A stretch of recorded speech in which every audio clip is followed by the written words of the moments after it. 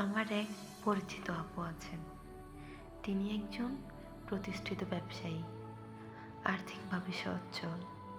কিন্তু স্বামীর সাথে দীর্ঘদিনের সমস্যার কারণে শেষ পর্যন্ত তিনি ডিভোর্স নেন।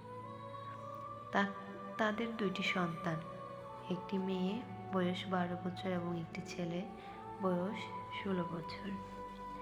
ডিভোর্সের পর স্বাভাবিকভাবেই সন্তানদের উপর মানসিক প্রভাব পড়ে। বাবা মা আলাদা হয়ে যাওয়ার পর দুজনই সন্তানদের সামনে একে অপরের বিরুদ্ধে কথা বলতে শুরু করে। বাবা সন্তানদের মায়ের বিরুদ্ধে বোঝাতেন আর মা বাবার বিরুদ্ধে। ফলে বাচ্চারা মানসিকভাবে ভীষণ চাপে পড়ে। এক সময় ছেলেটির অবস্থা এতটাই খারাপ হয়ে যায় যে সে প্রায় মানসিকভাবে ভেঙে পড়ে। প্রায় পাগল হয়ে যাওয়ার মতো পরিস্থিতি তৈরি হয়েছিল। তারা মায়ের সাথেই থাকতো। পরবর্তীতে শোনা যায় ডিভোর্সের পর হয়তো আপুর হাজব্যান্ডের বন্ধুর সাথে সম্পর্ক তৈরি হয়েছিল।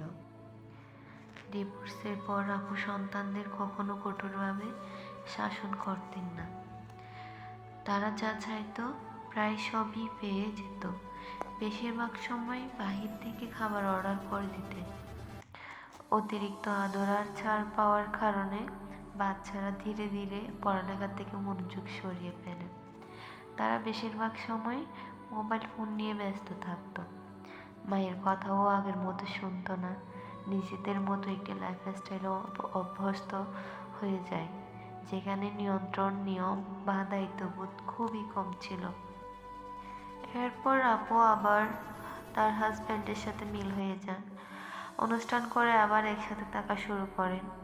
ভাইয়া আপুকে ধন্যবাদ জানায়, সম্পর্ক ঠিক করার চেষ্টা করে। কিছুদিন সংসার মোটামুটি ভালোই চলছিল। নিয়মিত ভিডিও কলে কথা বলা, একে অপরের পছন্দের দিকে খেয়াল রাখা, সব কিছু স্বাভাবিক করার চেষ্টা চলছিল। পুনরায় এক হওয়ার পর তাদের সম্পর্কটা শুরুতে যেন একেবারে নতুন দম্পতির মতোই লাগছিল। সব সময় ভিডিও কলে কথা বলা, একে অপরের পছন্দের জায়গায় ঘুরতে যাওয়া, সব কিছুতে একটা নতুনত্ব আর আগ্রহ দেখা যাচ্ছিল।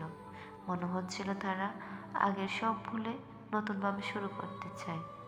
কিন্তু এই ভালো সময়টা বেশি দিন স্থায়ী হলো না। 1 মাস পারও হয়নি, আবার তাদের সংসারে অশান্তি শুরু হয়ে গেল। ছোটখাটো বিষয়ে নিয়ে ঝগড়া, মনোমালিন্য। ধীরে ধীরে সম্পর্কটা আবার আগের জায়গায় ফিরতে লাগলো। এখন আপু প্রায় একটা কথাই বলেন, তার সাথে সব কিছু ঠিক করে আমি অনেক অনেক বড় ভুল করেছি। তার কথায় আফসোস, কষ্ট আর হতাশা স্পষ্ট বোঝা যায়।